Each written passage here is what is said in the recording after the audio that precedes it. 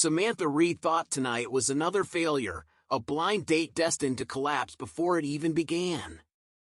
But when two little girls stormed into the corner coffee shop, clutching a secret like it was a treasure map, everything changed. They weren't supposed to be there. Their father had no idea. And what they were about to reveal would transform a quiet, disappointing evening into a night Samantha would never forget. If you love emotional and heartwarming stories, don't forget to hit the like button, subscribe to the channel, and turn on the notification bell, so you'll always be the first to hear our next story. Now, let's begin. Samantha sat at a small table in the warm glow of Ember Street coffee, the autumn air outside crisp and fragrant with fallen leaves.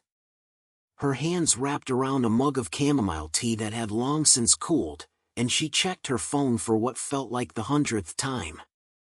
6:47 p.m. He was 17 minutes late. Again. Around her, other couples leaned toward each other, whispering, laughing softly, sharing the kind of intimacy that made Samantha feel painfully aware of her solitude. She told herself she'd wait 5 more minutes. 5 minutes, then she'd text her friend Liz, who had arranged the date. Blind dates aren't my thing, she'd type. Maybe she'd been right to keep her walls up after 2 years of burying herself in her work as a pediatric physical therapist. Just one coffee, Liz had insisted 3 days ago, cornering Samantha in the clinic lounge. His name's Ethan Harper. 35. Graphic designer. He's wonderful. Trust me. But trust had been hard lately, and watching the door, feeling the familiar sting of disappointment creeping in, it seemed impossible. At 6:51, the bell above the shop door chimed. Samantha's heart lurched, hope flickering against the tide of expectation. But it wasn't Ethan. It wasn't a man in his 30s with the neat confidence of someone used to making first impressions. It was 2 little girls, identical, no more than 6 years old, with curly chestnut hair bouncing as they moved and bright, determined hazel eyes.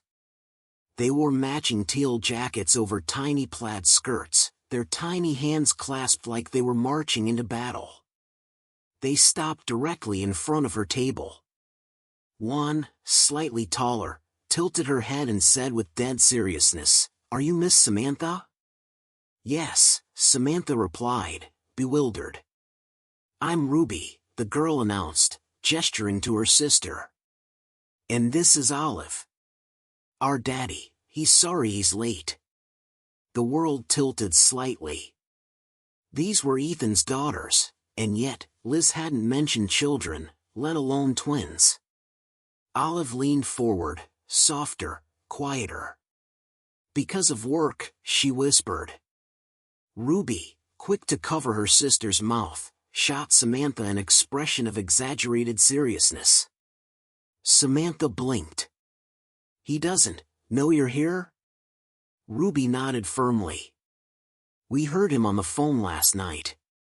He said something about a problem at the new art studio building.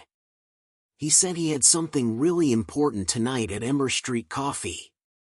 Samantha felt herself leaning in despite the absurdity of the situation. "You heard him?" Olive nodded, curls bouncing. "We were supposed to be asleep, but we stayed up. We know he wanted this date to happen." "Smart girls," Samantha whispered, a smile tugging at her lips. "And you brought yourselves here." Ruby grinned. "We told Mrs. Thompson, our babysitter. We said it was really important. And we might have cried a little," she admitted, cheeks flushing. "Strategic crying," Olive corrected, her voice serious. Samantha couldn't help laughing, soft and genuine, a warmth spreading through her chest. "Would you like to sit with me for a bit? Maybe have some hot chocolate?" The girls squealed, running to the window to wave at Mrs. Thompson. When they returned, Samantha caught the barista's attention and ordered 2 hot chocolates, extra whipped cream, because why not? As they waited, Samantha studied them. Beneath the confidence, there was a quiet gravity, a depth of awareness no 6-year-old should carry. She asked gently, "Tell me about your dad. Does he go on many dates?" Ruby shook her head slowly. "Never. You're the first one since Mommy went to heaven." The noise of the coffee shop, the hiss of the espresso machine, faded around her. "When did that happen?"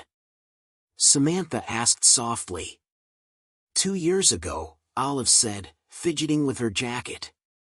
"Right after we started kindergarten. She got sick really fast." Samantha felt the cold, clinical word appear in her mind, aneurysm, but she didn't speak it. She reached across the table, squeezing Olive's small hand. "I'm so sorry," she whispered. Ruby's voice was proud. "Daddy took care of us. He learned to braid hair from YouTube videos. He watched every night, even if he messed up." Samantha laughed, charmed by the scene before her. When the hot chocolates arrived, the girls managed to lift them to their lips, only to fail spectacularly. Soon, both had white mustaches, looking like tiny, serious old men. Samantha laughed again, this time from her chest. "He makes the best grilled cheese, too," Olive said, licking whipped cream from her upper lip. "3 kinds of cheese. And he sings to us every night, Mommy's favorite songs." The girls described their father meticulously, how he had built them a treehouse, sewn their favorite stuffed animals, never missed a school play. Samantha was mesmerized. He was a man defined by love, presence, resilience. "I have an idea," Samantha said, leaning forward. "What if we brought dinner to your dad? If he's been working hard, he's probably hungry." The girls' faces lit up. "Really?" they gasped in unison. Samantha quickly ordered Chinese food from the Golden Lotus on 3rd Street. The girls rattled off favorites: orange chicken, sweet and sour pork, fried rice, spring rolls. Bags of steaming food were soon on their laps in Mrs. Thompson's car, en route to the construction site of the new art studio.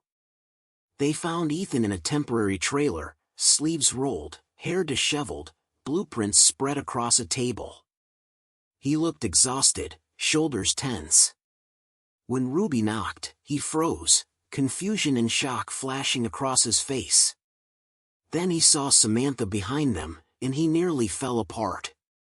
"Surprise," Ruby announced. "We brought dinner." Samantha watched as Ethan's face softened, relief and disbelief washing over him. The girls described the evening, his careful outfit choices, his tentative rehearsals of what to say. Samantha could see him, this man she hadn't even met yet, trying to navigate a world he never imagined again, a world where love might still exist. Dinner was set across blueprints. They talked, laughed, the girls sharing adventures and secrets. Slowly, Ethan's exhaustion melted into warmth, gratitude, tentative hope. Samantha saw the man these girls had created, devoted, tender, capable of loving fully despite grief.